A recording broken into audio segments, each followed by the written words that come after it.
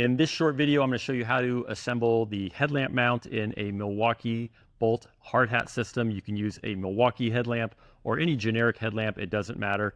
Let's get to it. To begin, start with the Velcro strip exactly as shown and then flip it upside down and insert the left-hand side into the bracket as shown. Once it's secured, then take that strip and insert it into the back of the light,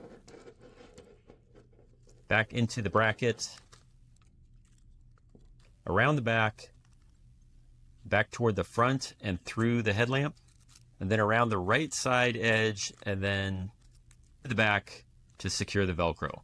Once that's done, clip it onto the front of the helmet as shown, and we are done.